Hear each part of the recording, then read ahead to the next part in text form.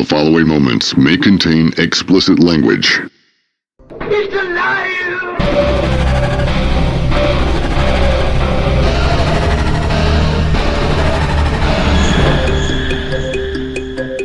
Welcome to where the weird ones are. Every time I speak, I want the truth to come out. Powerful figures in Hollywood, as well as powerful politicians who are in fact not human. They're reptiles, or they're lizards, or perhaps extraterrestrials.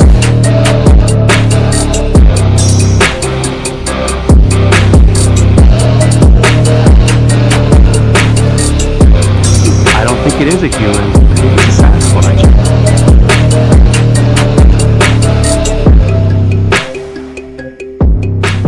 Go ahead and run! Run home and cry to mama!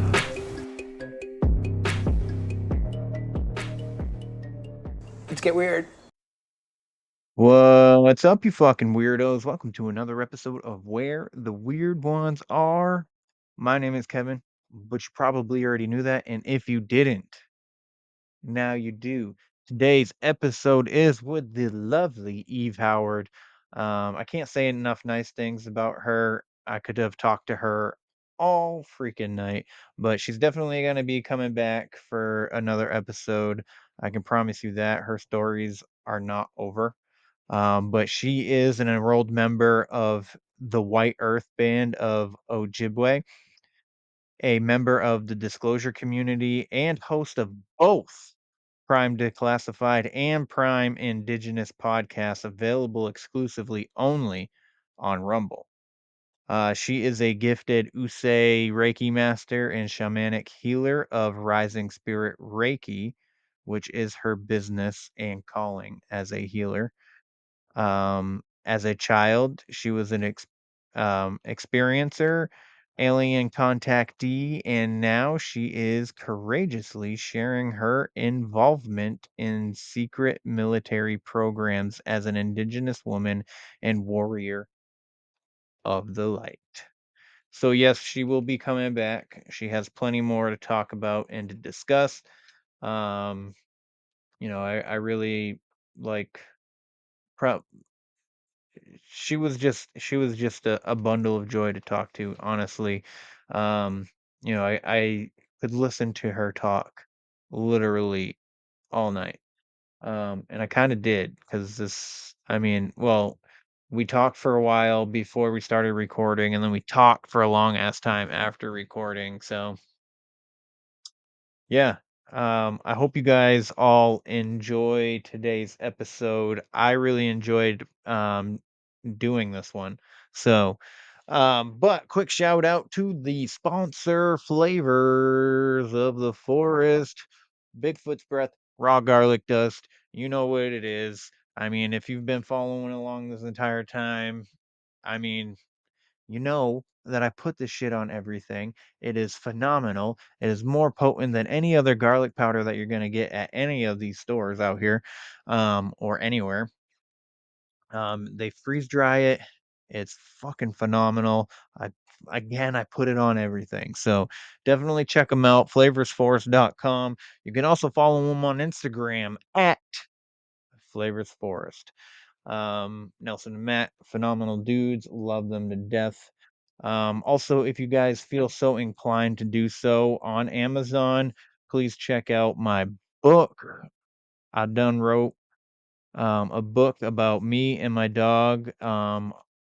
It's not really me, but it's a character that's played off of the me who I am, that I think that I am, that I try to be. I don't know. But I really wanted to immortalize my dog, and I kind of did. And book two is going to be a lot bigger than this, because this is kind of not a very big book. This is only 116 pages. Book two is already really long, and I've been working on that really hard the past couple of weeks, since I freaking published that one. But that's on Amazon. If you do get it and you do read it, um leave a review, an honest review. Don't just give me 5 stars just because you're trying to help support me. give it what you think. It's a quick read. Book 2 is definitely going to go into more detail of things, and the progression is going to be a lot slower. So but we do have, I recently went out into the Smokies with a bunch of my good buddies. Justin Doc Brown from Prometheus Lens. He also brought his camera out there, so got some footage of us out in the woods. Riley from Midwest Mythos, amazing dude, love him to death. Harley Owens, Bigfoot Data and Reports. He's all right, I guess. No, he's good. He's a good dude. Really enjoyed spending the weekend with him. And then lastly, Drewski from Cryptid Warfare, also uh, founding father, head commander in chief of CW operations, and all of his team were all there. And it was a lot of fun. So that, I guess, basically call it a documentary.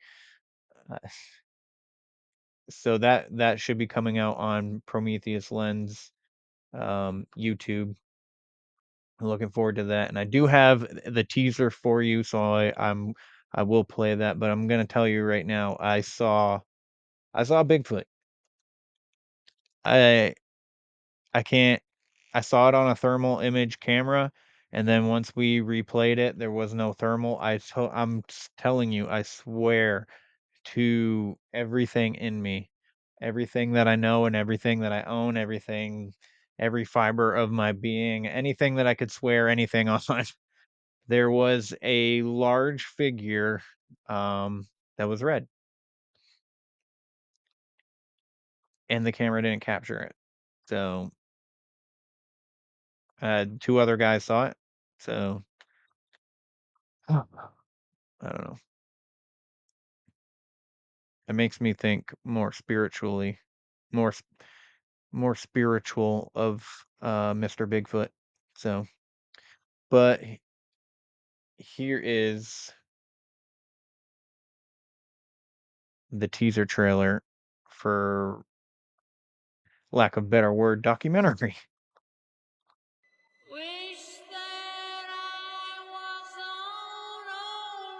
This is ancient. This ain't new by any means. What's here has been here longer than any of us ever have.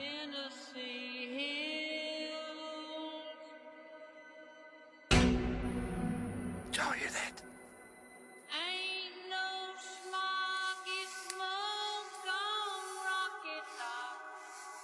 Dude, my whole paradigm has been shifted in the last couple hours. We are hearing some noises.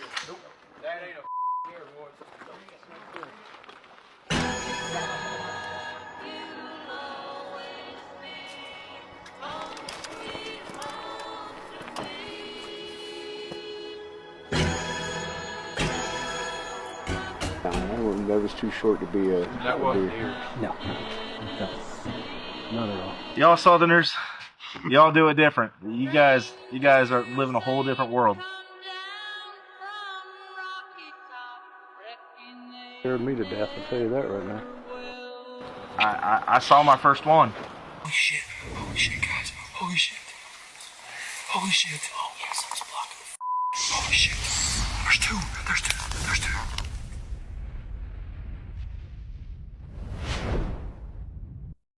Oof. That looks really fucking good. All right. I've talked to you guys enough. Let's get into this episode with Eve Howard. Um, you're not going to be disappointed. Please check her out. Show her some love on her Rumble. Check out her shows and all that stuff. And if you want to talk to her, you can definitely reach out to her if you have similar encounters and whatnot. But don't forget, if you have encounter stories that you would like to share on the show, you want to talk about it, you can definitely hit me up at where the weird ones are gmail.com. All right? Do it. All right. Let's get into it. Where the Weird Ones Go production.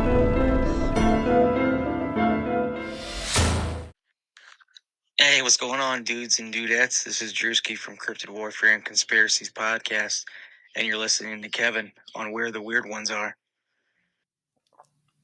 What is up, everybody? Thank you for being here. I appreciate you for doing so.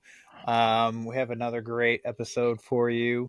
I hope you guys all have had a good day, good night, whatever time you've decided to listen to this. But I have Eve Howard with me tonight. She has actually 2 shows on Rumble, and she has quite a list of experiences, as we were just finding out a little bit more before we decided to start recording. But Eve, if you don't mind letting the good people know about the 2 shows that you do, and a little bit about you.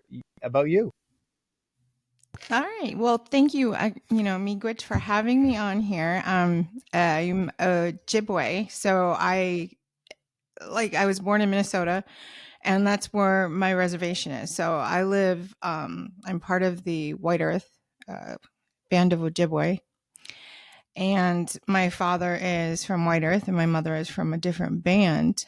But both my parents are Native American. And my father has French Creole mixed in there too. Oh. So I have like this Haitian, and people are like, that's where you get like that voodoo witchiness from.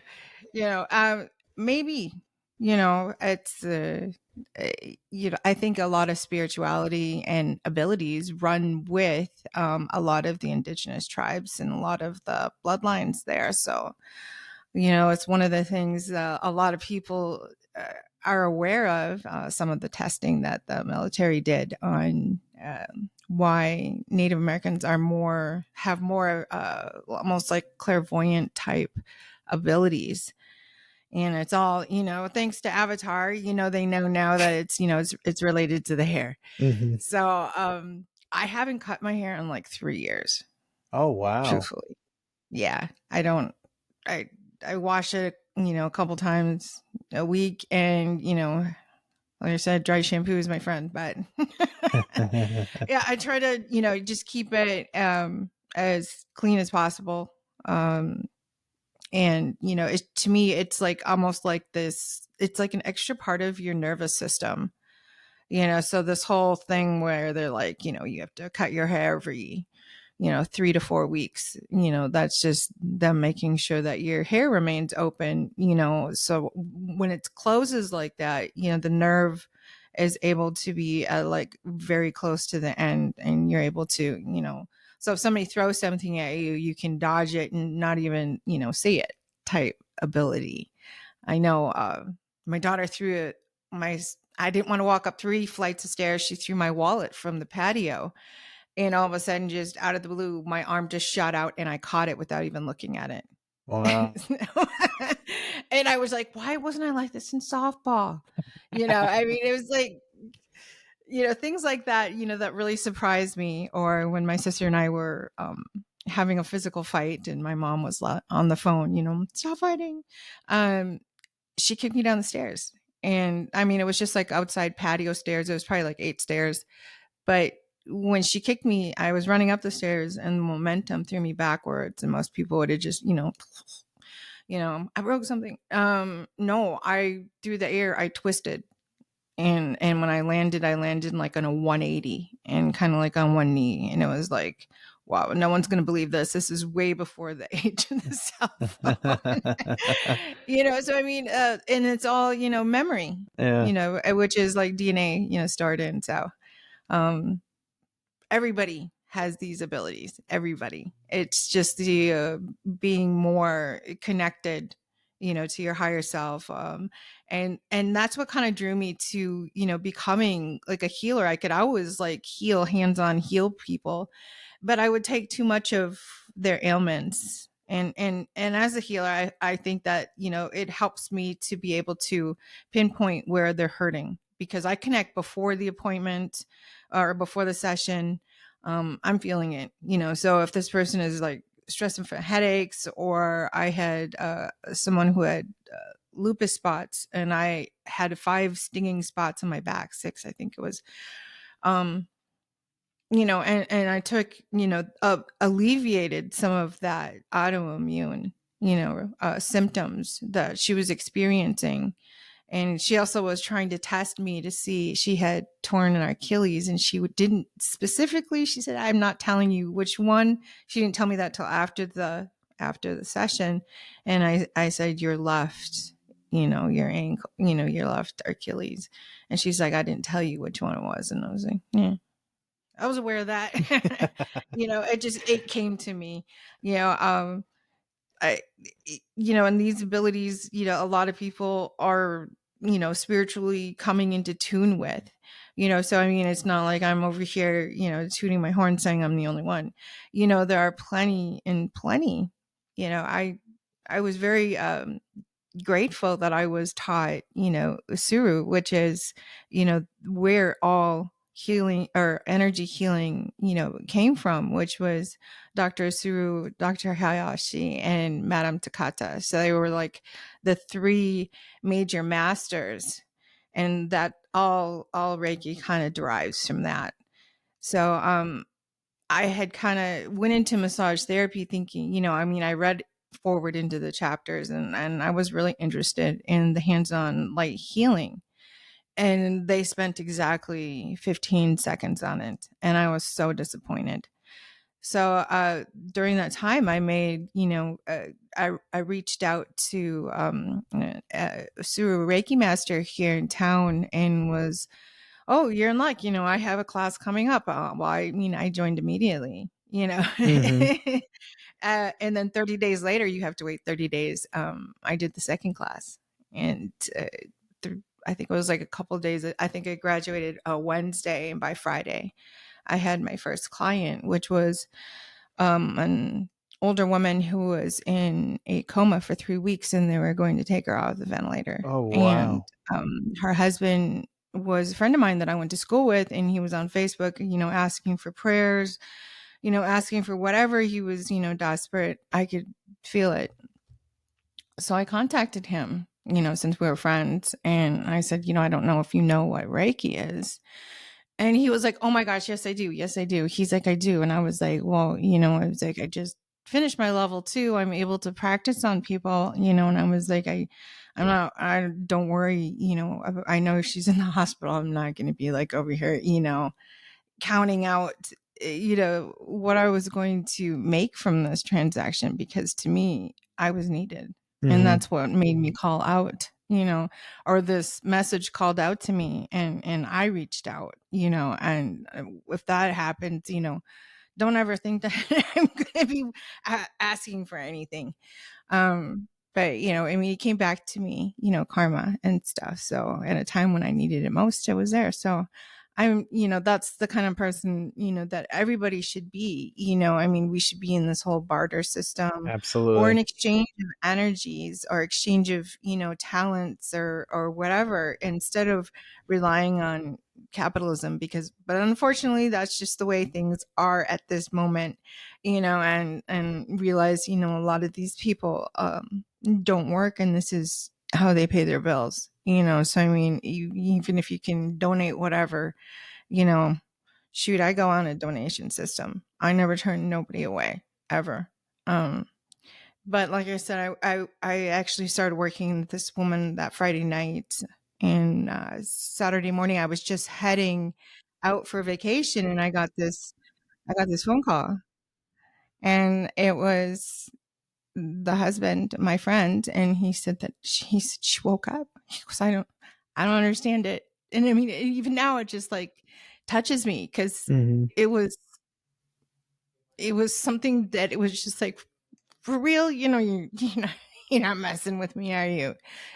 And it was, so I mean, the fact that I can help others, because I've gone through so much, growing up on the reservation, and there's so much alcohol, there's so much drugs, there's so much abuse, and to be able to get away from that, and to be able to get the chance to be able to heal my generational trauma, because it stops here. And we all need to do that. We're at a time right now where they're like, the clock is ticking. You have to do your shadow work, you have to do your trauma work, you have to access these areas of your life, because you can't access the next level, because this is like a video game here. And we're coming to the point where, if you want to get to the next level, you have to do the work. And so, that speaking, I had no idea what I was doing. How do you do trauma work? How do you start trauma work?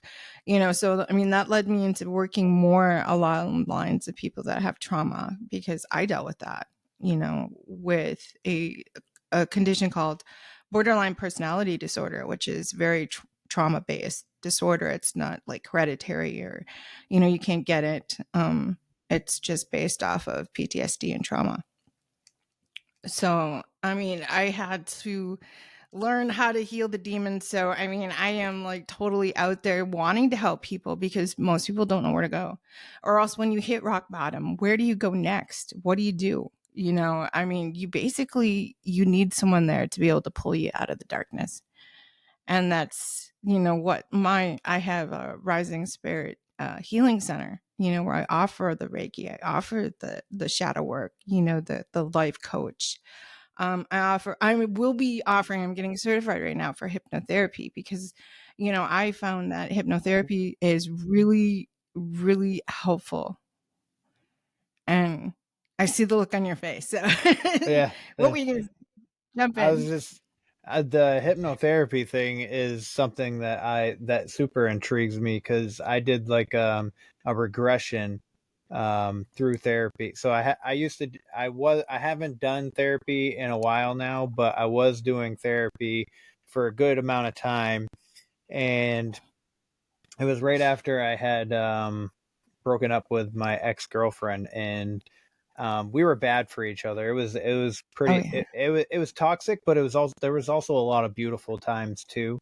Mhm. And I think the beautiful times outweighed the toxic times, which, like, I don't know, but regardless, like, it left me, like, it changed the relationship changed me, like, who I was, and I felt lost, I felt suicidal, and all these things, and so I was going to therapy and just trying to heal from that, and it all stemmed back to my childhood and stuff, and so there was certain blocks in my childhood, and so my therapist decided to do a hypno regression, and Mhm. there was a couple things that came out of it, some things that I remember from my mom, and I think that, like, it that's what I wanted in a woman, was somebody who was, because it was chaos at home when I was, like, growing up.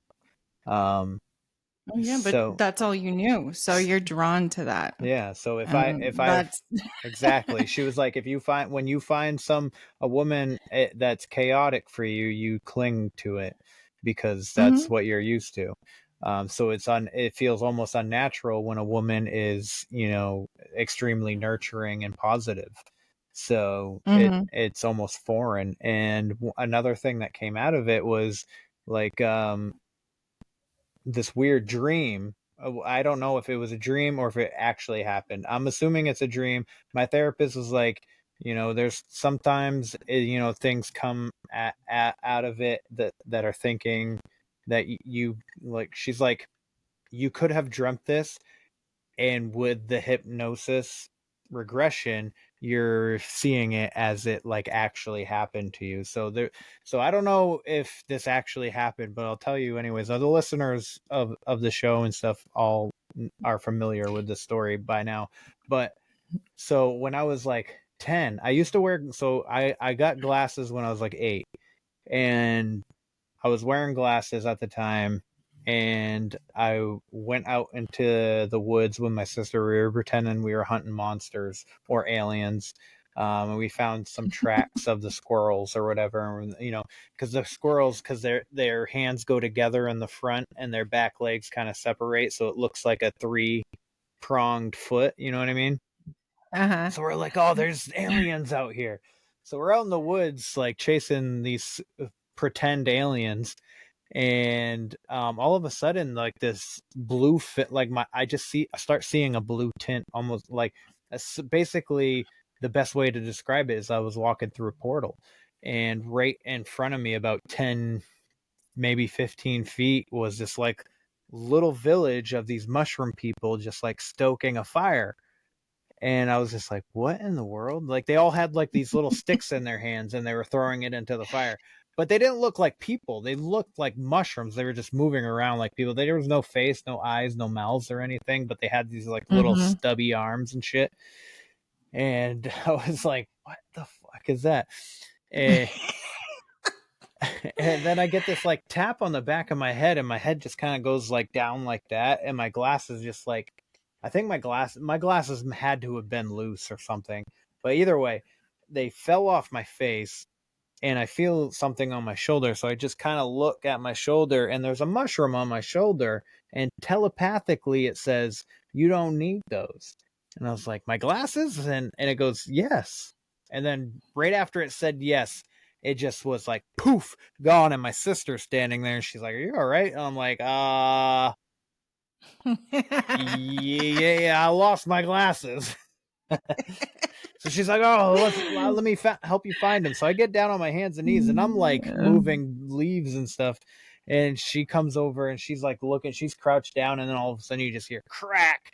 My sister stepped on him. And so I had to tell my mom. My mom's like, you got an appointment coming up. It's, you know, I'm not going to buy you a new pair just for your prescription to change. So I had to wait like another couple weeks before we went to the doctor again. And then my doctor was like, your eyes are good, dude. I don't know, like maybe get some glasses for watching TV, reading and writing. But other than that, you have 20/20. And it was just like, so I remember that, like, I remember that part of it. And stuff like that. Like, I remember going out into the woods. I remember the doctor's visit. I remember my glasses being broken, but the mushroom people I didn't remember. And that's what came out of therapy. And so my therapist, when we did the regression, and that I'm like in like this hypnotic state, and I'm telling her this, she was just like, so when I came out of it, she's like, you know, she goes, I believe in a lot of things, but I just, you know, she basically took like the doctor approach to it. Like, basically was telling me that it could have been a dream, could have been a movie that I saw, and that I was just associating it with that certain time frame and stuff like that. And, you know, all the therapy words that a therapist would use in that kind of a situation. And she's like, she's like, it might feel real. She's like, I just want you to know that there's a good chance that could be a fake memory. And I was like, okay. All right. So let me tell you this. This is supposedly a dream. This happened, trying to remember, probably right between the ages of 8 and 10. Because my parents got divorced when I was 10. So, you know, they were still together at this time. And I'm trying to remember where my bed was in my bedroom, because I moved it around a couple of times. But I'm sleeping, and I'm having what I'm assuming is this dream. And we're all in like we're in full out military gear. And I'm thinking I'm probably around 8 or 9. So we are told to go into this Home Depot place where there's like this warehouse where these big shelves are. And there were people holding hostages, and we were supposed to go in there. And these people didn't have any weapons. So we were going to leave ours back for good faith, which I thought was really weird, because why would a 7-8-year-old know what good faith means? So we go in, and I end up going all the way to the back of the Home Depot, the store. And there's these people standing there, and they're like employees. And one of them just looks up like this. And I do this slow turn, and there's this man up there, and he's got like this, like he's got something trying to cover his face, and he's got an automatic. And immediately, as soon as I see it, I hear over, you know, these headphones that I didn't even know I was wearing, And it tells me I can hear someone screaming, retreat, abort, weapon. He's got a weapon. And we take off. And I'm like running. And I'm like halfway through the store. I see the doors. I see the parking lot. I'm like home free, I think. And I hear all of a sudden, I hear just rapid gunfire. And I just get hit. I just knocked to the ground, like just immediately the floor, and I just and I'm laying there, and my back is on fire. Like there's like something is like acid eating my back. That's how bad it was. And I'm laying there, and I don't even remember anything. I'm just like in so much pain. And I'm aware that two people come grab me under my arms and start yanking me. And I come back, and I'm like in my bed. And except for I'm still feeling this pain. And so I'm like withering on my bed, like I can't get it to stop. And finally, after a while, I notice it starts to ebb. And I'd probably say it's between 6 to 9 minutes where I'm like in complete pain. And okay, so fast forward many years later, I start having back pain. And I go in, and they're like, oh, you have like herniated discs, and you have like, 2 of them, almost 3. What did you do? And I'm like, I didn't do anything. But I had surgery, 4 of them, in the same spot where I was shot. So I think that those are not dreams. I really don't. Yeah. I think that our body needs, to recharge, just like our cell phones do at night. So it goes to sleep. Our subconscious, our energy never needs to sleep. So it can go anywhere it wants to. There are no limitations. So if you want to go to the farthest galaxy, which I just was reading something, or just saw something about like Russia seeing that there's like this whole technology that they're able to attach some sort of technology, like a tag, like an Apple iPod tag, to a soul. And when that person dies, they're able to figure out where they go. And that's where they went. It was the furthest galaxy in our universe. Wow. And they lost it right away. As soon as the energy was there after the person passed away, and this person had agreed to do this, so they had this thing in them for years. And then when they passed away, they had it on their computer, but it was so fast that the computer just couldn't keep up. And it ended up, they said after about an hour, it like rebooted, and they saw it. It was like 950 million light years away or something like that. It was like far, far, far, far, very distant galaxy. So, the whole, returning to source thing, that's what I feel. And I feel that's what happens, Yeah, I think granted, so, there's too. like some sort of a recycling bin here, where if you say the wrong thing or you believe the wrong thing, you're going to be recycled back in here. I think a lot of it, and people have been talking about, the Matrix, a lot, is once you're aware that that's what it is, it loses its control. So Absolutely.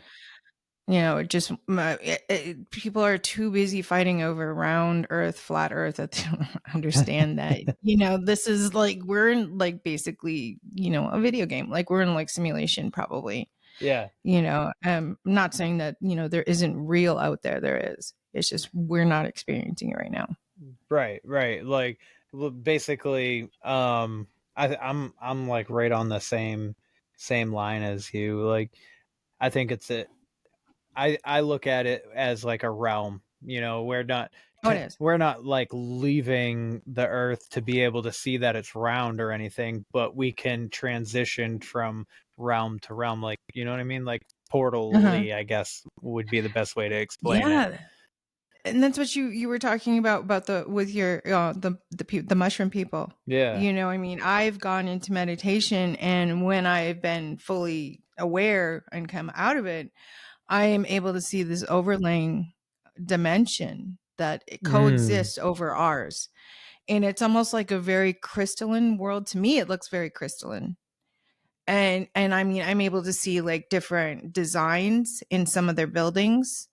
I know one time I was like homesick and I was like laying and I just wanted to watch a cartoon and feel better, you know. So I was watching How to Train, Your Dragon, and laying in bed or on the couch. And I just kind of kept seeing this shadow in the hallway. And I'm like, what is that? Is the cat dangling from the light? I mean, what is that? And I just kept catching my eye. Finally, I noticed that overlaying dimension again. And this time there were these very sentient creatures that were in my house and they were very crystalline and they were energy because I like a dinghy, reached up and it reached down and it touched me. I was just like, whoa, that was woo. I mean, I wasn't scared, I mean, I don't know, maybe I'm probably going to be the one in the horror movie that gets killed first because I'm just not that scared of a person. I hear a noise, I'm down the hallway with no lights on to try and find what it is. No fear. I see. I'm the opposite. I burn the house down and run away. Oh no, me! I was gonna find it because I mean, I've been literally attacked. I've had as far as I think it was like 2022. It was right before my father died, and I was experiencing like really low feelings, sadness and loss and it was during that time because I'm usually a very high vibrational being and just like constantly, have to keep that love and everything up high. I was attacked in the middle of the night by a demon and I could smell it because it jumped on top of me and I was like, oh, it was very, startling to have something jump on you. Yeah. But I could smell it. And it smelled like, like someone who hasn't washed, that very sour smell. I mean, I could smell sulfur. I could, it smelled gross, whatever it was on me. And I was like, and it had me trapped. It had my blanket over my face and it had my arms. It had its arms on each side of my head and it was on top of me. And I couldn't move my arms because the legs, everything in the body was on me. And I was just like, wow. Because it was really strange because I was having this dream where I was going to sleep. And, normally you don't sleep in your dreams. That's why I'm saying that I think dreams are very different than what we think they are. Yeah. It could be quite dimensional. It could be, soul fragments and seeing through their eyes, the soul fragments. Could be anything, because I've been, guys, I've been in the astral as a male. I've witnessed it, seen it. No shit. Yeah. So I mean, definitely, I was definitely a German soldier in World War II. I remember that. So I mean, I've been like I have these memories of, and it's like it's all in your DNA. All you have to do is just remember. I mean, it's like blockages upon blockages, between chakras and meridians, and you have they say, oh, there's 7, no, there's 12. I mean, there's like all these things that are just like if they're not perfectly aligned, it's like you can't move forward. So I mean, Yeah. like having, a lot of people are like, oh, you just get a lot of those, Lululemon moms that come in and come to your place for their chakras to be aligned in their yoga pants. And I'm like, no, it's more than that. I was like, goodness, I hope not. I mean, this is, to me, this is my life work. This is important to me, to be able, because I, grew up in such, hard way that I, now that I've made it out, I have to get back, so I mean, I host Prime Declassified podcast, which is like a kind of like a conspiracy theory cryptid. It was something that always interested me as a kid, and then I started Prime Indigenous, which is, a lot of about spirituality. I think my first guest was a Zuni elder, and he and I became really good friends. And in fact, I co-host with him every Wednesday on his podcast, which is on YouTube. And he does a One Nation Tribal Alliance. And we do a show together called Native Talk. And it's just like, 2 elders. I like, I'm a cool elder. I mean, I like, I'm not, Are you old not that enough cool. to be an Anyway. elder? Yes, I am. Are you? I am. Yes. That's why I said I'm like reversing and aging. I mean, I'm like waiting for this really cool white streak to come in my hair, and my sisters all tell me quit dyeing your hair, and I'm like, I haven't dyed my hair in like 3 years, and even then it was highlights. I just don't have the gray. I don't one day I'll grow up, but for right now, I'm just grateful for the genes that my dad passed down to me because he was he looked really, he looked half his age from Nice. when he passed away. I mean, he was very active too, really active. Nice. And he was a veteran. He served in the Vietnam War, so he was a tank commander at the age of 17. Real proud of the dad here. But yeah, I'm just really grateful for like a lot of these, abilities that, heavens, my dad probably had. He was just really good at shielding a lot of them. I could never get anything by him at all. I mean, I would, hide beer in my room and he'd find it. I'd hide cigarettes and he'd find those too, and anything else. He was always really good about finding stuff. So I think he's a really good sniffer. That's interesting because my dad was very good at finding stuff too. He just like so when at his house he so my dad is the native side of me. So my dad's native, my mom is French and something else. But so he never went down into his basement. There was there was nothing down in the basement for him that he needed or anything like that. So I was like, oh, perfect. He never comes down here. I'm going to grow a marijuana plant, And then just like literally the day that I started growing it, I watched him go down the fucking stairs to the basement and I'm like, are you kidding me? This dude has never gone down to the basement. And now he's going down to the basement while I have this light bulb over a little freaking cup of fucking soil. And he knew what it was. And it wasn't even growing yet. And he's like, this is marijuana, isn't it? And I was like, you know. Oh yeah, they're so I don't know. I think our parents were definitely had some abilities there because I mean my dad was he could be scary sometimes. But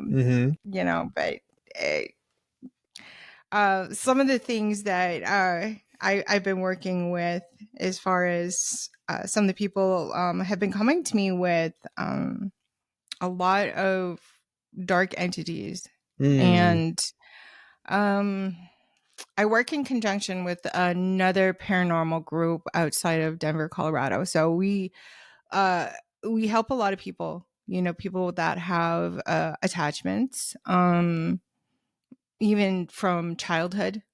So as long as it's not, which she's also a demonologist too. So, I think I spend a lot of my time on the internet, trying to help others, trying to reach out, and being able to be on shows and being able to get the word out, so that, if I know what it's like, when you have something so unbelievable happening to you that you don't even believe it. And that the minute that you say something, someone's going to give you that look and you're going to be like, I'm going to be sitting in a nice huggy jacket over the weekend, and you don't want to say anything because, you're scared and you shouldn't feel scared in your home. So, I mean, Right. that's he works tireless. I mean, I've had to do healings for him because he's worked himself, into the ground, helping others. He's very psychic. His wife and I worked with his wife when she was in a coma. She came out of it. Her and I are friends. I can't believe it to this day. I mean, just, amazing things that this has been able to reach out to people that, I wouldn't normally have any contact with. I mean, I have people in Canada that come to me. I have people in the UK. I have people in, some over in like Australia, New Zealand. So I mean, it's reaching farther than what, I could ever hope for. And, being able to do like remote. Now I'm talking too much to my Canadian friends, but remote work and doing it just like how we're doing it right now. I've also had people who be like, well, we don't need the video, so it's either leave the phone on or, I can do it without, as long as they're laying down. I don't want anybody driving on, a 5-lane highway. You should be relaxed, and like, what do I need to do? Open mind. Just keep an open mind. Absolutely. I've had people that were just straight skeptical people come to me.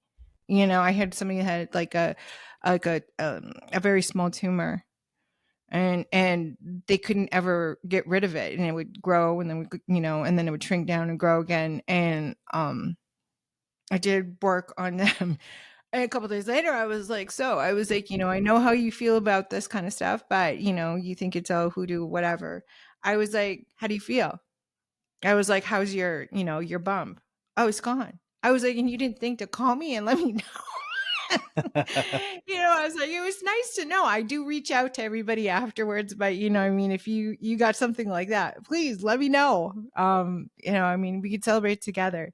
It's things like that, that just, I don't know, makes me very grateful for the position and being able to help others and all the people that I've been searching for to be able to help me to get to this point, all the teachers, all the masters, all the people that, the elders, and all of the people that held the knowledge to be able to, feed it to me, because it was like I was starving for it. I spent, I don't even know how many years, I'd probably say 43 years with, just my head in the sand, being scared of my abilities. And it's not just, the 5 clairs, it's other things too, being able to sense energy, being able to repel very dark entities. I was telling you about the shadow figure, and this ability that I have where anybody who's around me can also see the things that I'm seeing. And it in some cases it's a saving grace, because I see something and most people will be like, I saw this, and they're like, I don't see it. Yeah. And you're sitting around going, I see what? And they're all looking in different directions, but they see everything I see. I remember I was driving one time, and I saw this orb in the woods, and I looked over and I saw it was probably about 5 feet in diameter. And it was a blue orb, like very blue as the light behind you. Whoa. And I saw it, and I was like, okay, I'm not going to say anything, because I don't want to sound like weirdo and crazy. And my friend, we turned the corner, and she's like, did you see that? And I'm like, I'm always the person going, see what? Because I want to hear what you saw first to see if it matches what I saw. She's like, I saw this big blue light of energy, and it was like, yeah, I saw that too. Wow. And then after that, I started having like astral out of body experiences where I was like seeing my body. And I thought, oh my gosh, they're here. The aliens are taking me. Or, I'm having some sort of spiritual attack, but it was, it was something that was meant to be. And this, whatever this orb thing that was, activated that. And, now I can leave and I can fly around and do all kinds of, cool things. But at the time I was like hanging on, pushing away from the ceiling, trying to get back to my body, because it was scary for me. But, with the right protection and the right knowledge, it's just like going on vacation, Yeah. Yeah. I think everybody that I've ever talked to that has had their first astral experience, it's been the first couple are always scary, because it's a weird feeling. You're so used to being inside your body, to be outside of it seems extremely foreign. Although we are not our bodies, we are what's inside. You know what I mean? And that's the beautiful thing. As like, I think the whole purpose of this realm is to learn lessons. Like, and I think the biggest lesson is to learn how to love. And I think once everybody can learn how to love, it becomes easier for everyone, as as a cohesive consciousness to ascend and to be able to do all these things that we used to be able to do. Yep, exactly. You are right, 100% on. We are here for our lessons.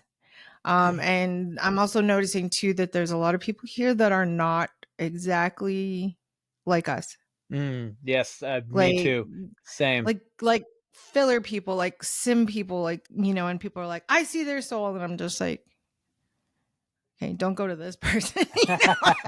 Because I don't see that, you know. And I mean, even shaking their hand, it's just like, you know. When I make eye contact with people and I don't see a person, it's the weirdest fucking feeling.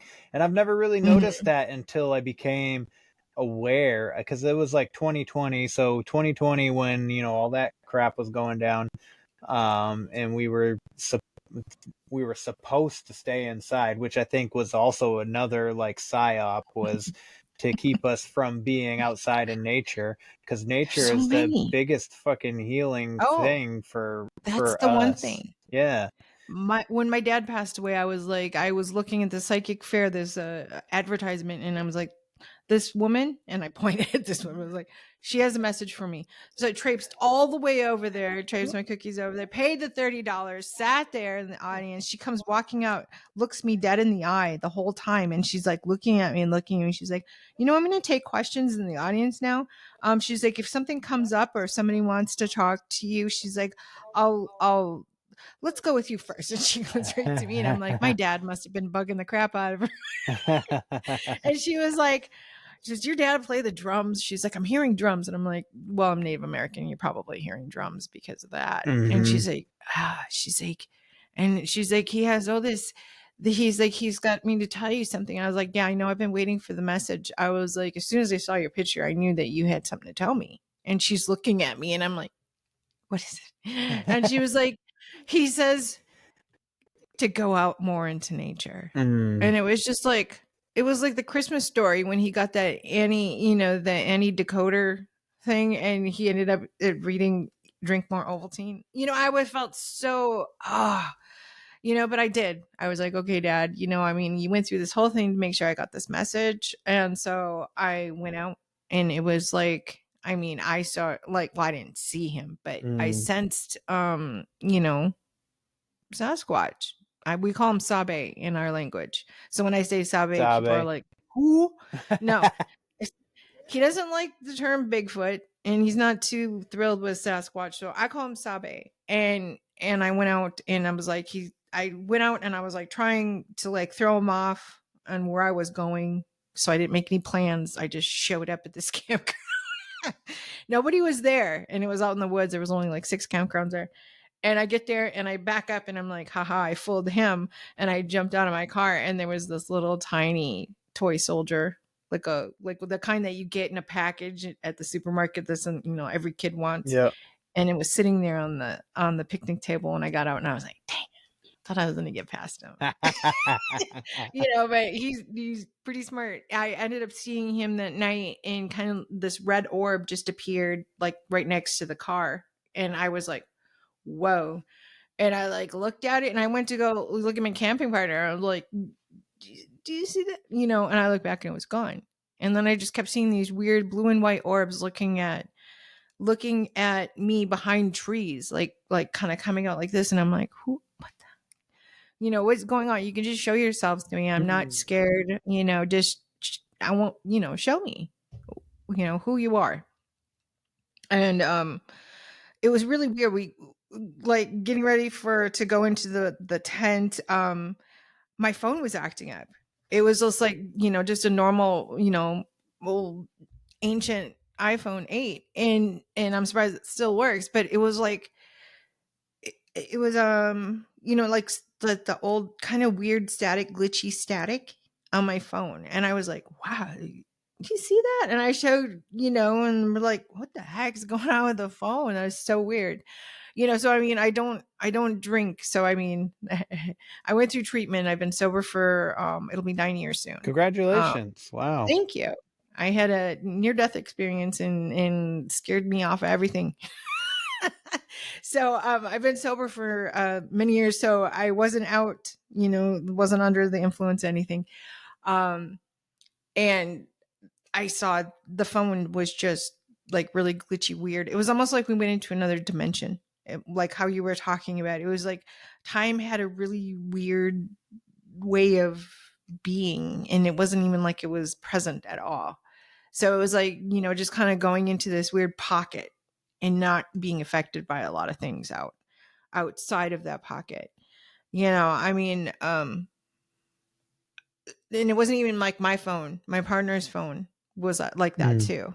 It was really strange. And then the second night, I was like, I just opened up the back of the camping the window, and I just kind of like pushed everything inside, and then like, what's up? And I'm just like, he wants to really look at us, us being here, and I'm sure everybody's is used to me and my weirdness, so he was just like, okay, so yeah, I just like, I woke up, and the next day I had this feeling like someone just looking in on me most of the night or part of the night. Mm-hmm. It was really an odd feeling, but to be watched when you're sleeping.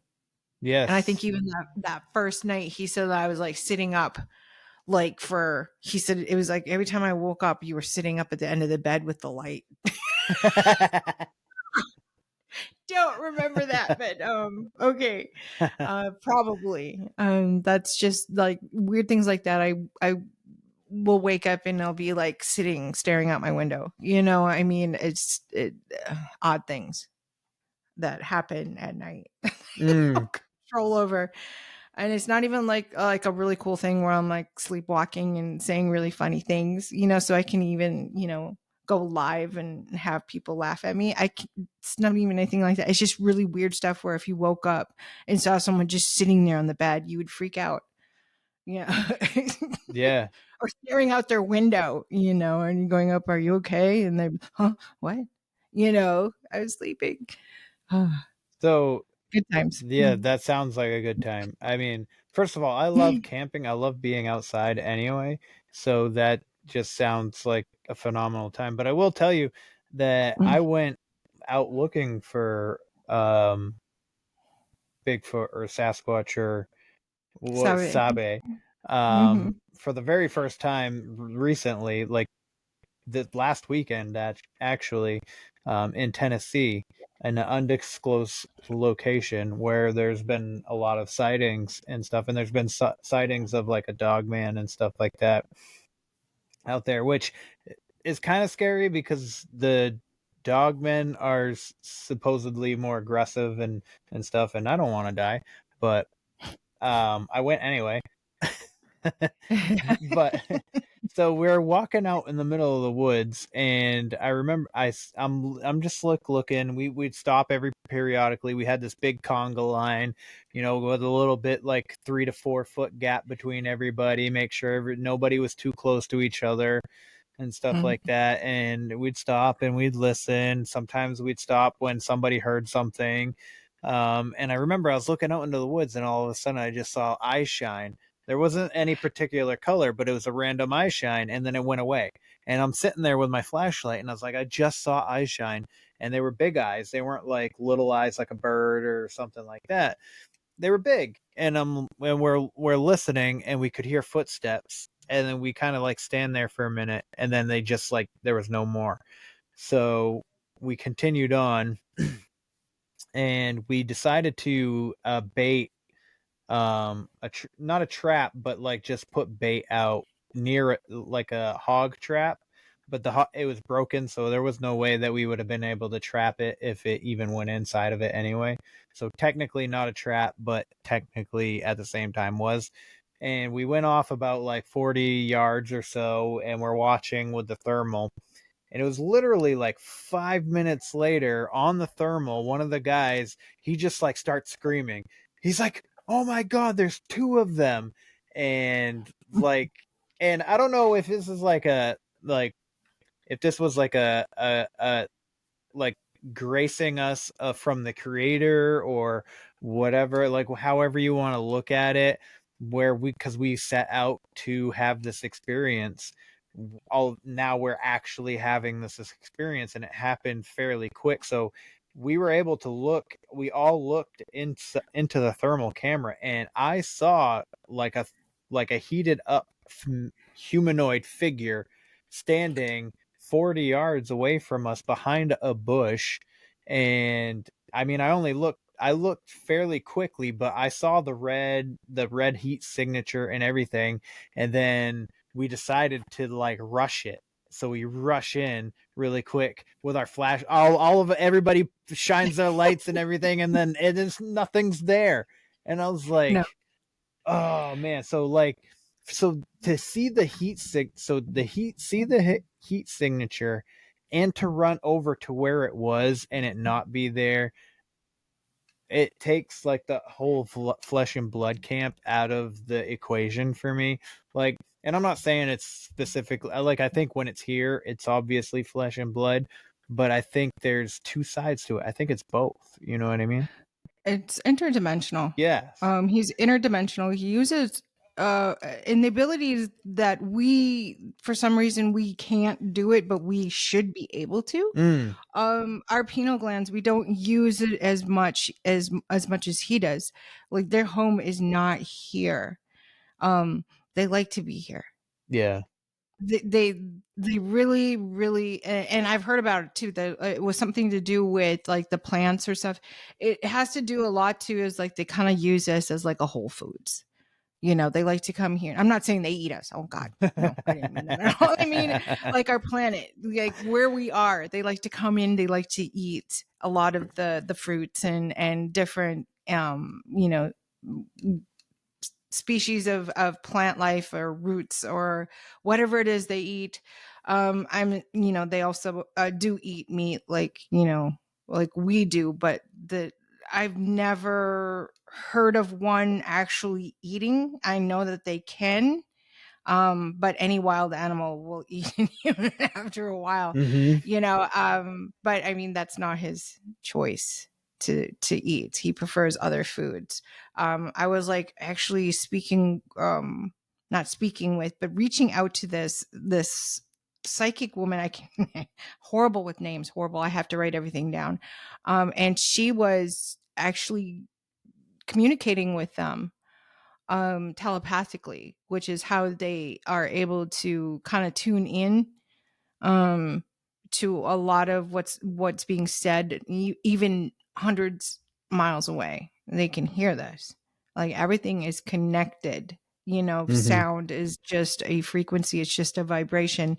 And if they work on a totally different level than what we could even imagine, they're able to use that to be able to hear things very far away, able to see things, because there are people that remote view. Why can't they? I mean, if they're using their pineal gland on a whole different level that we don't even know, and they're able to actually, I would say, go to their dimension with just thinking about it, with the portal. Because I mean, I'm gonna go out on a limb here and sound like a crazy woman, but I actually had my one cat, who I consider to be kind of very witchy, come up and inform me. He said all cats have portals between their eyes or above their eyes. And I was like, oh, okay, wait, what? What did this cat just say to me? And I was looking around. My other cat was sleeping, snoring away. So it wasn't her. And nobody else was in the room with me.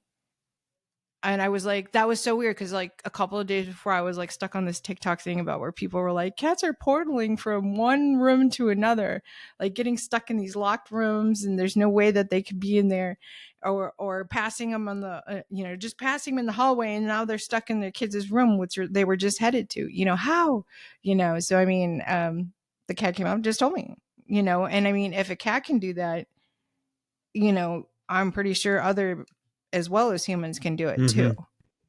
We just don't know, because they spend so much time, I mean, fluoridation of water, they say it doesn't, but it will calcify a pineal gland, and keep it. And once you have that, yes, that's calcified, it's like having a stone in there. It's not going to serve you, do anything, help you in any way. Right. So, I mean, I think I started decalcifying mine. You can do it like through frequency. You can do it through diet. I went on like this whole 30-day, very light vibrational diet where it was just like organic fruits and vegetables for like 2 weeks. And then I started adding very light meat to it because I was like, I'm going to pass out. But I mean, no sugar, no gluten, no processed foods. I mean, if I wanted something sweet, it was honey. The It way was the like Lord intended it. it was for 30 days. I mean, I should have just did it a lot. I should have just made the switch. But I mean, Yeah. I was seeing things you would not even believe. Like I had a full alien encounter with this little squishy, he had a squishy face. He was really mean looking and he was very small. He was like one of the smallest little brown gray aliens I've ever seen. He had a squishy face and he was mean looking.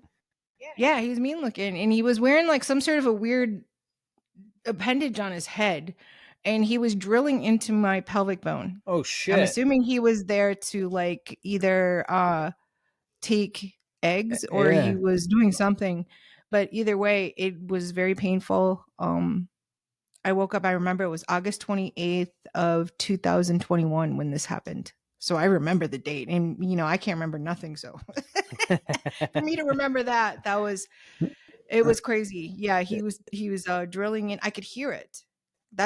And then I could feel it. And I was like trying to move to get him off me and I couldn't turn. I was trying to turn my body, turn away. I saw him and then he like projected this whole scene into my head. And it was like, no, fuck you. Don't, you ain't playing those games with me. I was like, I do not consent. I don't care if, all the eggs in the world are no longer available. These are my eggs. I do not consent. And it immediately stopped. But I got up and I went in bathroom. I was in complete pain. And there was like this red bump on my pelvic bone. And I was like, okay. I took pictures of it. I mean, it wasn't there the night before. And how hurtful it was, how big it was, there was just no way that it could just grow in like 4 or 5 hours. Right. Because I woke up at like 4 a.m. I went to bed at midnight. There's just no way in 4 hours that this bump is going to appear. So, I mean, like I said, a lot of the astral memories that we have are probably actual memories. I know I've had dreams where I was flying around and I was like, you know what? I'm just going to come down here and check out this sign, and they say if you're lucid dreaming, you're not going to be able to read anything. It'll just look like garbly goo or whatever. Well, I came down, I saw the street sign and I was like, 9.5. That's weird. And I had just moved to that neighborhood and I had went a different way home from work to my apartment and I come across this same area that I was in. So I was like, just for, shits and giggles, I'm going to go round and I'm going to look at the street signs. So I make a right and the first street sign I see, what do you think it is?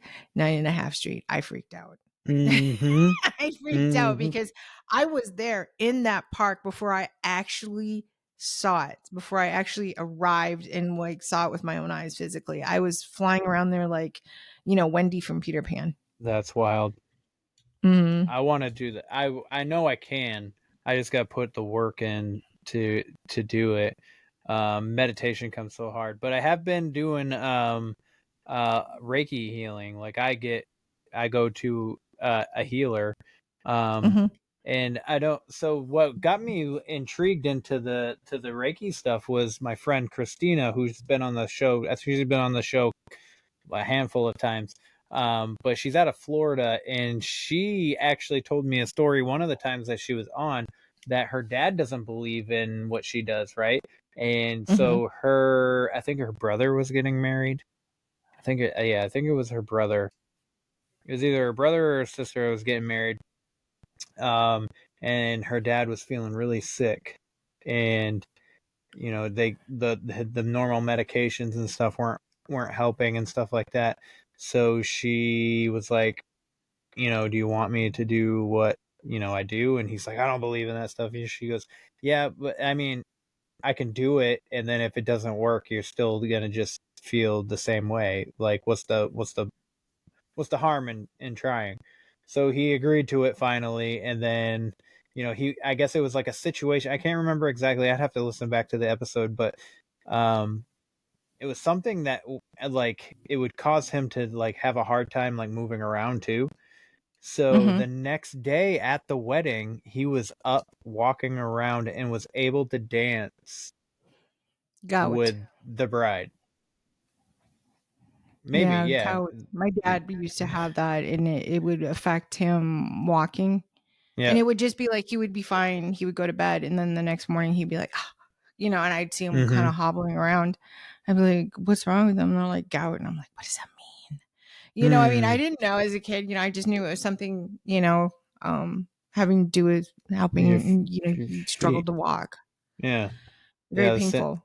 it's interesting, but yeah, so like after the first time that I talked to her and she told me about, Reiki, I ended up having a woman on that I was kind of sort of friend, like I was acquainted with her, and she's from my area.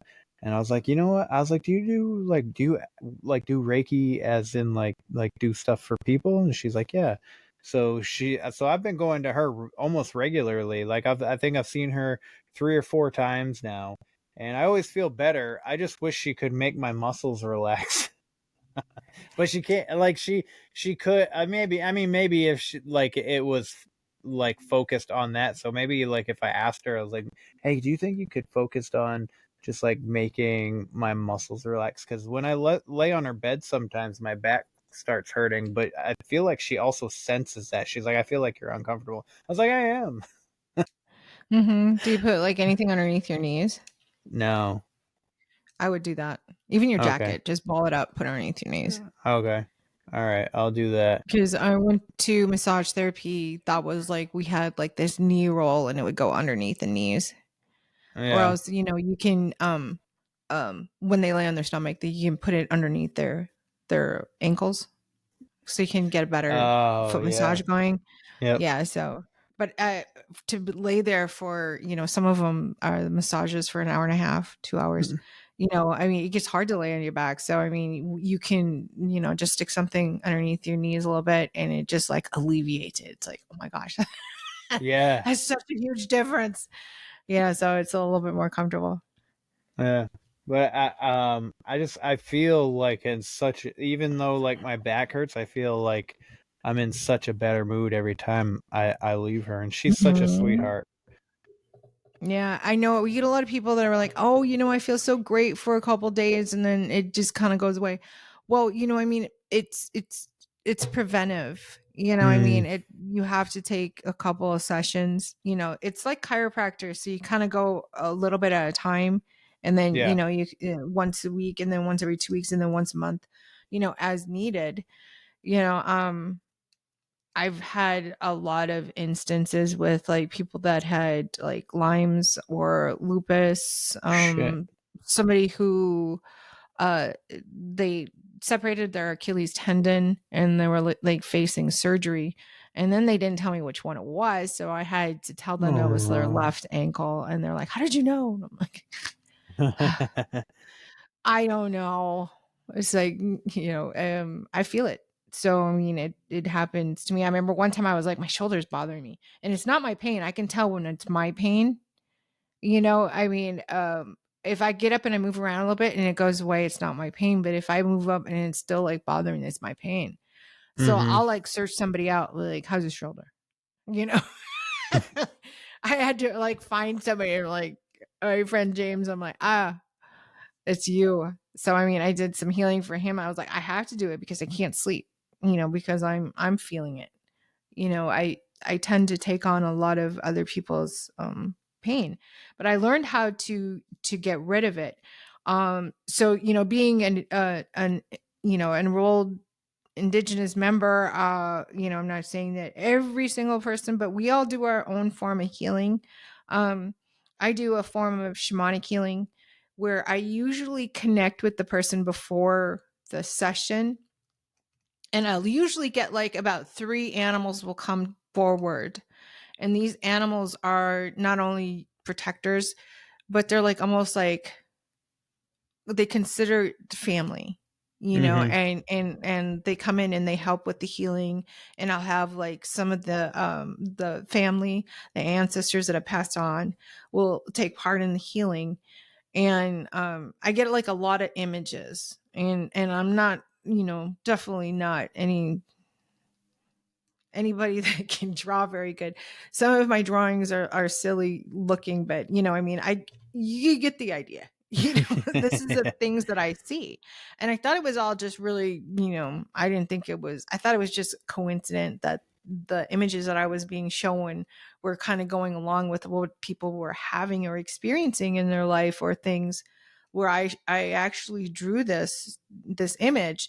And the person, as I was talking to them after the session and going over some of the images I was getting, got up and ran off screen. And I was like, his wife was sitting there, and I'm like, was it something I said? And she was like, I don't know. So her and I were just kind of chit-chatting. He comes running back.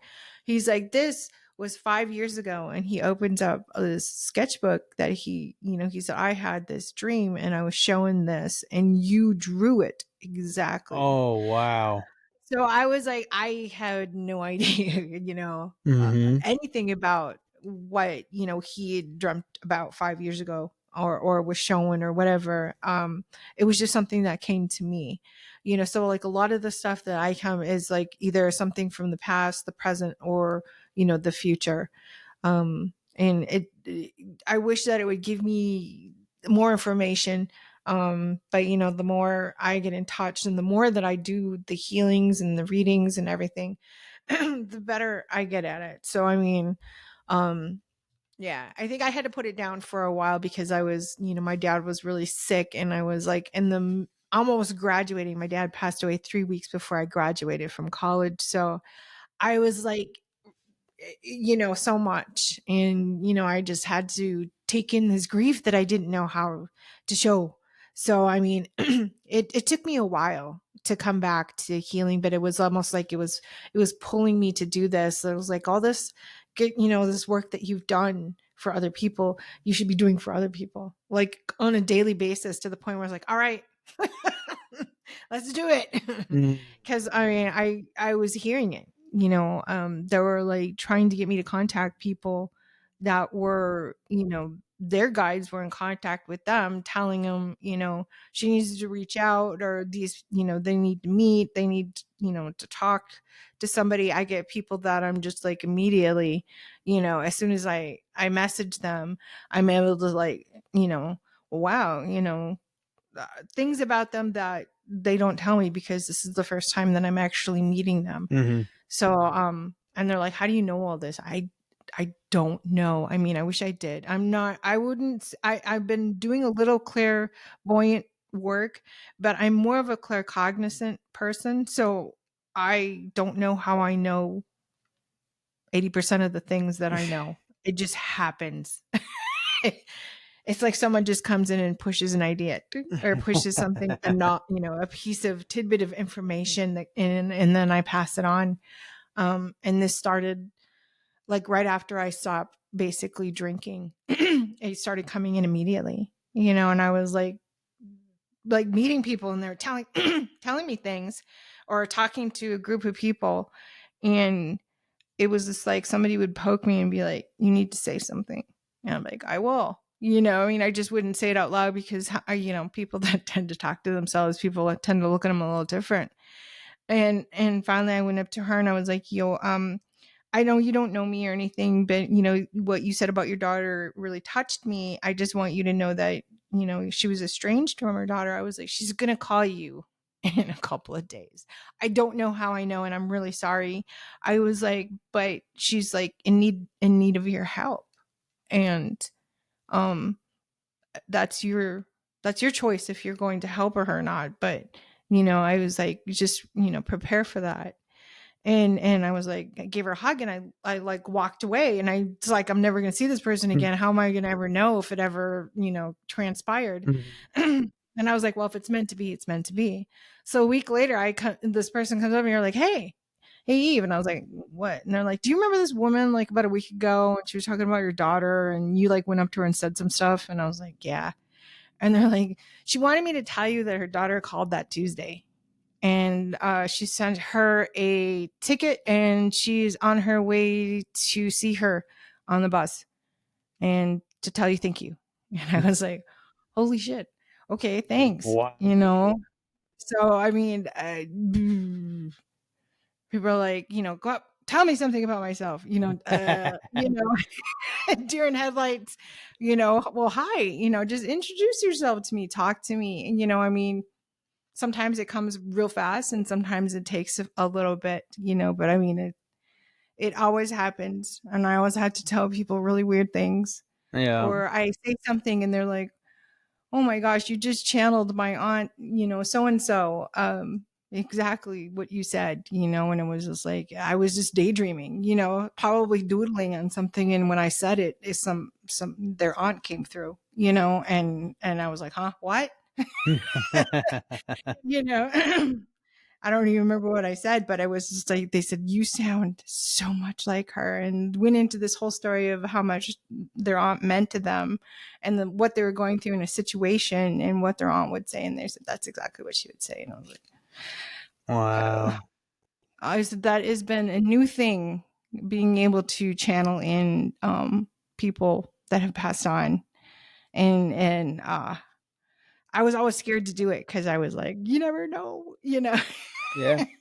What if they don't leave? What if that's me? You know, I mean, you can't be scared. You have to have a lot of confidence in your abilities. And that comes with time. It's not just something you're going to wake up tomorrow and be like, you know, I'm clairvoyant and I know how to control it. You know, I mean, I have issues with electronics. I mess up and I burn a lot of stuff out and I turn things on without meaning to. TVs, I've scared people. I turned the fan on once and I scared myself because I was like cooking and there was like smoke in there. I was like, and I'm trying to scrape up the sweet potato fries that were burning. And I had bison burgers and they were like starting to smoke and I was like, oh, I need to turn the fan on. And as soon as I said that, the fan went on. It scared out of me anyway. And then afterwards, when I was trying to turn the fan off, I kept pushing off and it kept, you know, basically telling me it is off. And I'm like, no, it's not. It's on. It wasn't recognizing that I had turned it on. So it was like, it's off. And I'm like, no, it's not. So I had to unplug the whole fan from the wall, but or talking to someone about my abilities and they're like, so what kind of abilities do you have? And we went to go sit down on the couch and I turned his TV on and he goes, how did you do that? And he got really upset. And I was like, I'm sorry. I was like, he goes, where's the remote? And I go, over there. I think I didn't touch it. I had my hands in my purse the whole time, you know, and I don't know people's TVs. You never know where the buttons are, if they even have buttons, you know. Right. I was like, I didn't touch your TV. I didn't touch your remote. You asked me what my abilities were. I turned the TV on. I'm sorry. I won't, you know, I didn't know I was going to upset. I didn't know, you know, sometimes I want the TV to turn on, something else will turn on, you know. Or I get mad, something freezes and I touch it and it just resets itself and then goes right back to the same screen and it's fine. And I'm like, nobody's around here to see this, you know. So I've always felt like you know, a human freak most of my life, but you know, now it seems like I have more company. Yes. Yeah. It's I mean, I'm glad you don't feel like a freak anymore because you're definitely not. You're, you know, I think it's all about. I think it's all about the process, you know. You tease me. Yeah, it is. It is definitely about the process. Oops. Oh wow. Okay. Yeah. So I keep hitting it. Okay, I'll just leave it alone. But is there anything else that and before you cut off, I have to talk to you real quick. Okay. Before you cut off. Yeah. So Yeah. I didn't want to say anything. So I just wanted. Right away. There was another question that I had. I just had one other question about the entity that you said was drilling into your pelvic bone. Did Yes. you see these guys ever again, or was it just that after you told them that you don't consent, they were just done with you? They were gone. They were gone. Universal law. They once you do not give your consent. A lot of people don't know that. Okay. You know, I remember once I was like half dozing off and I was like, you know, I consent. I was like, whoa, wait, what did I just say? What did I do? What did I consent to? You know, and I was like concerned about it. You know, it's the universal law. You cannot give your permission. You have full free will. And that's one of the things that they don't tell you, you know, is that you have free will. So these things don't, you know, they don't need to bother you. You know, I mean, if you're sitting in your home and there's like all kinds of stuff flying at you and there's, you know, things running from room to room, you don't have to put up with that shit. Right. You know, I mean, this is your property. This is your home. You know, you make the rules and they have to listen, but you have to first make the rules. You know, I mean, I have strict rules and nobody bothers me after a certain time. You know, I mean, I can walk around in my house with all the lights off and I know that I don't have to be frightened at any point in time, whether it be 2, 3, 4, 5 in the morning. You know, I mean, just boundaries, not only with, you know, humans, but with, you know, anything that's non-human. Yeah. I had, I don't know if you know what little people are. A lot of people do, a lot of people don't. You know, they all look different and there's all different names for them, you know. And I remember we were out sitting out and it was probably, I remember it was like just before it was like dark, right before it got light out. So that was like probably like 3, it was summertime, 3:34 in the morning. And sitting out and we're just sitting around talking, sitting on the car, looking up, and we were like in a friend of ours had moved out. And so we were just like sitting, we weren't like messing around with any of the property or anything. We were just sitting on the car talking. And all of a sudden I was just going, la, la, la, la, you know, how I do. And he's like, don't move. Or he's like, just don't get scared. And I was like, what? And he's like, just look around. And I'm like looking around and I'm like, okay, I don't, you know, it was before the birds were awake, so they weren't chirping, you know, and I'm like, I was like, where am I looking? And he's like, look about, and he like kind of grabbed my head and he's like probably about a foot off the ground. And I was like, oh, shit. I was looking in the trees and on the roof, you know. I was looking and all of a sudden my eyes got used to the dark and I see nothing but eye shine. Oh shit. All around us, like a big horseshoe. And I was like, oh my God. I was like, what do we do? I'm like, I'm not scared, but I'm just like, what do you do? What do you do with this? You know? And he's like, let's just get in the car. Just like really caught, you know, just casually just talk about something. Let's go to the casino, go get a soda, something. Okay. So we got in the car and we drove away. But I mean, you know, I mean, if they don't like you, they're gonna do something, you know. And I've been having some issues here within my house, and I live in a very kind of like the outskirts of a very urban area, and I am having them in my house. And I checked with a couple of other, you know, very authentic, I trust psychics, and I'm like, are there little people in my house? I keep hearing it. I keep hearing them walking across, you know, certain areas. And they're like, yeah. And I was like, I knew it, you know. Yeah, I started leaving out, you know, like little things, little pins. I found a needle, so a sewing needle. I'll try and find some thread. You know, just things that you know people need. You know, just offer it up. I mean, I had a friend of mine, she was very, very, very Irish. And she was like, her boyfriend came and he was like very Irish too. They both had the red hair, the really pale skin. And I was like, hey man, you know, it was like, I think the house is haunted. I think we have a poltergeist. And, you know, right away I was like, no, I don't get that. He's like, what is it? And I was like, is she like Irish? And he was like, yeah. And I'm like, yeah, whoever she is, her bloodline, I was like, they're very attracted to her. And I was like, just leave out like, you know, some honey, some, you know, whatever you could find, buttons, anything shiny. I was like, needle, thread, you know, anything, even a little bit of twine wrapped up or anything, you know, a little bit of tobacco. I was like, don't leave out alcohol. You're only asking for trouble. and all the, she's like, she came up to me, she's like, all those things were gone in the morning. And she was just freaked out. I was like, don't be freaked out, man. I was like, you're in the clear, man. They took it. I was like, you're one of their good friends now. I was like, just remember, you start having stuff missing, or, you're like, I just put my keys down. Where the heck are they? And then you go running around and you come back and they're there and you're like, they're messing with you. I was like, you wake up and there's coins, in your bed and you're like, what the heck?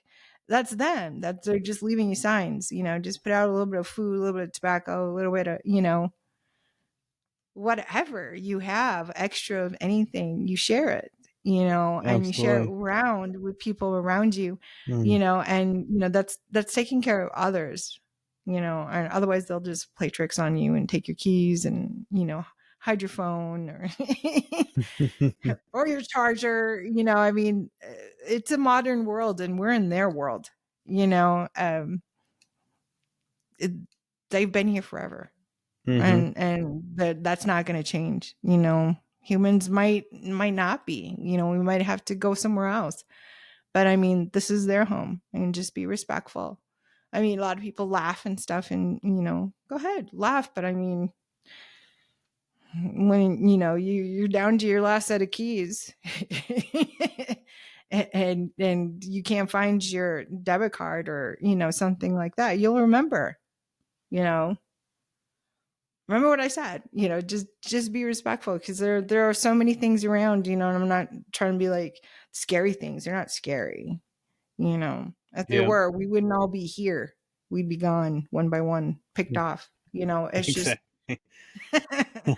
sharing space, caring about your neighbors. That's kind of what it is. And the other day I was just like feeling my dad, like his presence and stuff. So I put out a spirit plate. I made whatever I made for dinner. I just put a little bit on I have like this little heart glass plate bowl, and put a little whatever I made. And then I sprinkled a little tobacco, because a lot of people like to smoke after they eat, and I put it outside, and just, and that was what one of my friends who was also an elder, because I was like, I've just been thinking about my dad, and he's like, you better put out a spirit plate. I said, yeah, I was going to tonight after I cook dinner. And like some of the old ways, they just don't leave you, because you grew up with that. Like a lot of the Ojibwe words that I grew up learning when I was a little kid, I thought they were English. Oh, really? So I would say them, and people would be like, "What's an animush?" And I'd be like, "It's a dog." I mean, I know what it is, but I mean, to me, the word was English, because it was used. I knew what my mom was saying. If I asked her something and she said "Gaween," that was like, okay. She said no.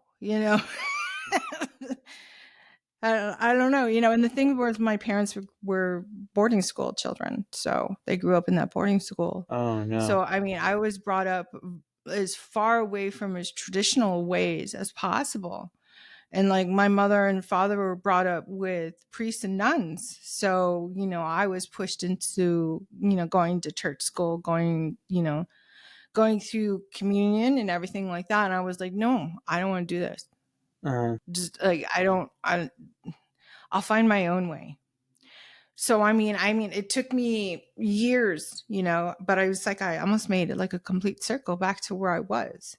I was like, this whole time, everything that I was looking for was right here. I went everywhere. I studied everything you could possibly think of, different types of theology, religion, spirituality, anything from like palm reading to like, Wiccan, to understanding different religions, and none of it clicked. And it wasn't until I went back and it was like pagan kind of feels right. But, it's really closely aligned to a lot of like native spirituality, with our Medei, which is, medicine men and stuff. So, yeah. Interesting. Mm-hmm. We talked about paganism a few times on the show. And then, I don't know. Religion in spirituality is really interesting, because I believe in a lot of different things that intertwine with a lot of different religions and all that stuff. Like, but all I know is, for me, as of right now, without doing any further work on my faith and whatnot, like I just feel like the earth is alive and it needs to be respected, and it's, it's there as a medicine, as well as um, as a nurture. So it's there to heal us. It's there to make us comfortable. Um, there's a lot to it, to being out in nature, like we've talked about sporadically throughout this episode today. But I think like love and respect is a huge thing, for not only for our society, but as well for the place that we live at. And I don't know, whenever I look outside, I was like, this couldn't have just like boomed into existence. Like I feel like when I look at the landscapes and stuff, I'm like, this was created by something. um but fuck, I don't even know where the hell I was going with that. I had a point when I started. But No, I mean, you are 100%. Everything is sentient, everything. And yeah. we're like, even looking at rocks. We're looking at rocks, Oh and my then you have to look at crystals. god. And, I remember doing a recession. We were talking about that earlier. And somebody was asking me in the recession what I powered my ship with. And I came to, just at that moment, you know how you kind of drift in and out. And I was saying crystals. And I was like, finally afterwards, I was like, what did I say crystals do? I remember saying crystals. And they're like, oh, what you power your ship with? I was like, really? That's interesting, because, I'm finding out more and more that they are, a form of energy. They're not physical, which is really weird, because you're like, this isn't the crystal I'm talking about, but, like a white crystal, Yeah. it's you can get in that one and another one and like rub it together and they'll start to glow or something, or a different one I can't remember, but it's energy. And they said that it's not physical, even though it feels physical. You can tap it and you can hear it. It's Yeah. not physical, but it's not liquid. It's like, it's real. Like, it's like a real sentient, like, and I was like sitting there carrying around my crystal for a while and talking to it. I know people I thought I was really weird. But I was like, researching it, is it real? Is it sentient? And the only way that I can tell that is if I carry it around, does it communicate? Does it have feelings? Yeah. And so, yeah, I had to, do a little research on it myself and it is.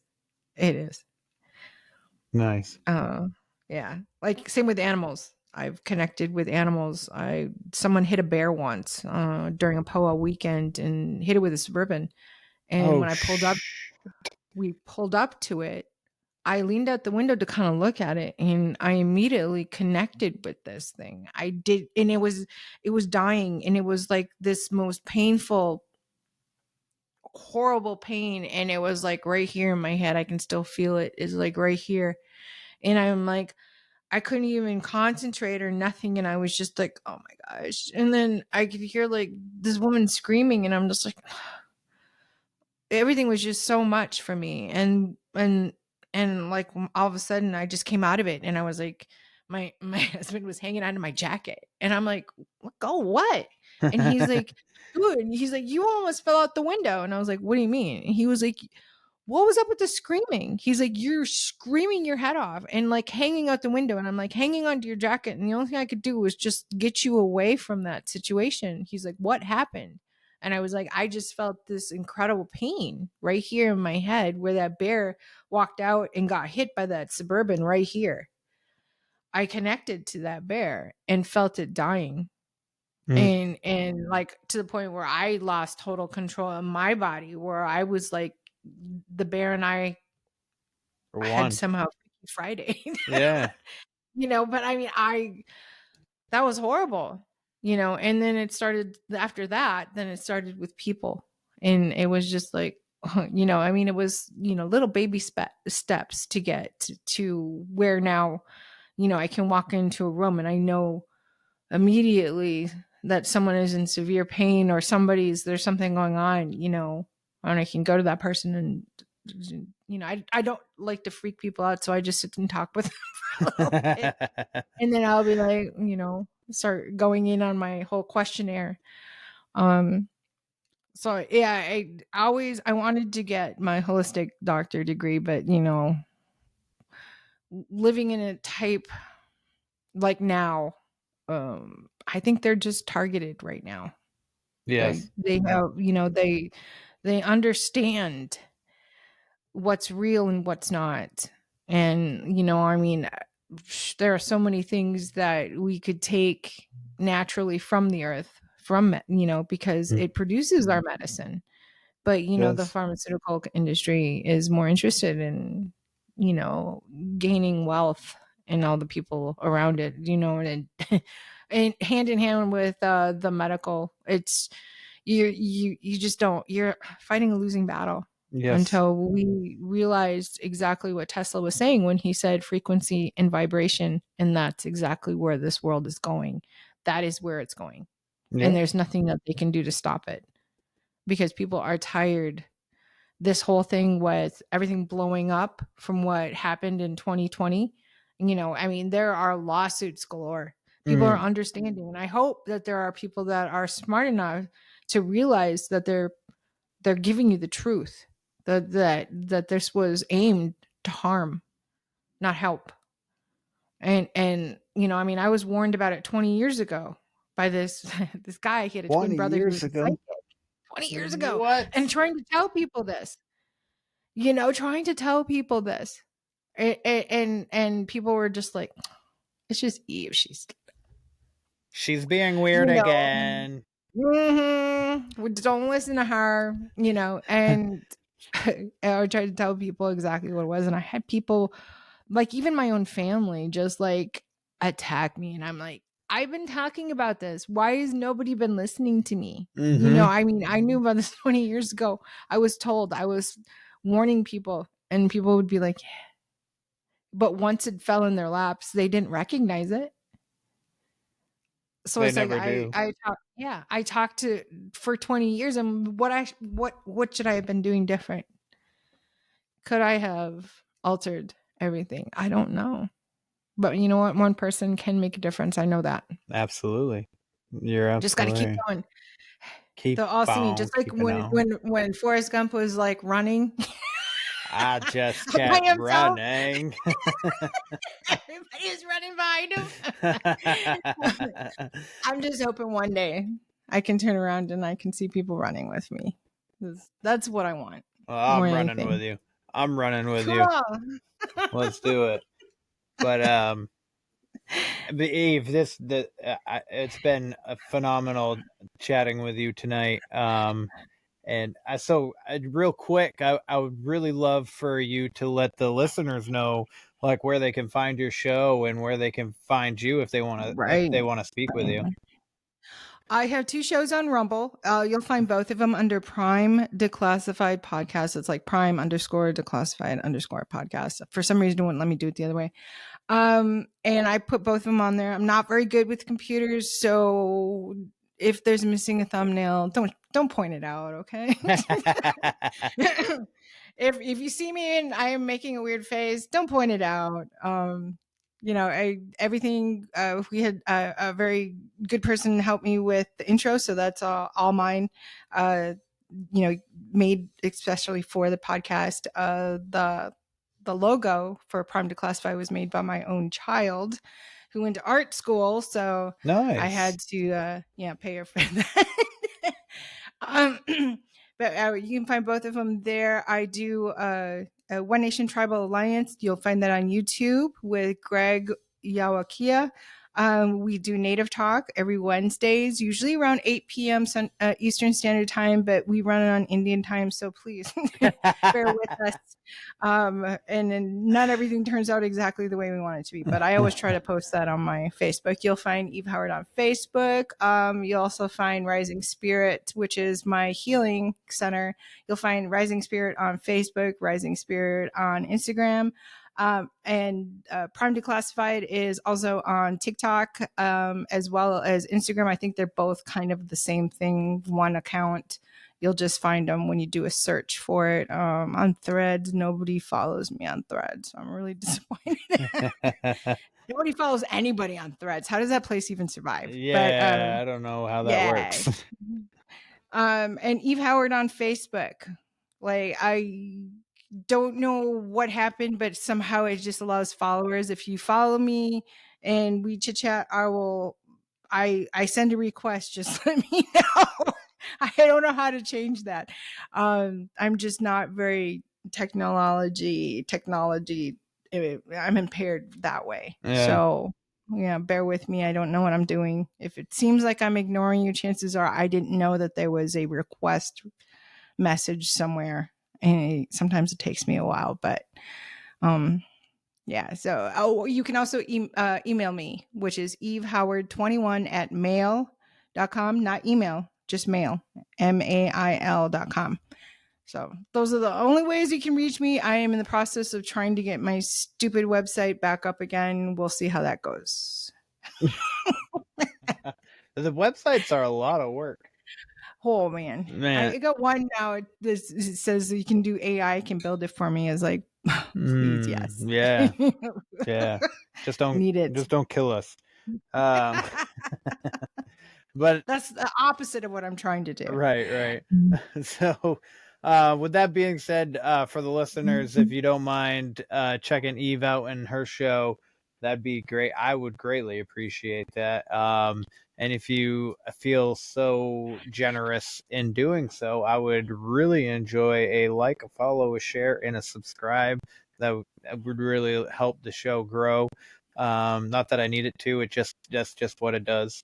You know, so also ratings and reviews are fantastic. I love them, especially since when I switched to Spreaker, it freaking kind of like messed everything up on the the Spotify and the Apple podcasts and stuff like that. So I erased all my reviews and ratings and stuff. But anyways, if you feel generous enough in giving me one of those, that'd be fantastic. I'd appreciate it. But if your catcher does not allow you to leave a review, you can do so at the website where the weird ones are podcast.com. You can also get hot sauce, coffee, and some supplements. But other than that, you guys, you know the hot drill. Sauce.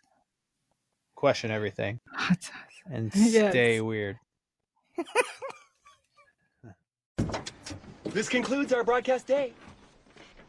Click.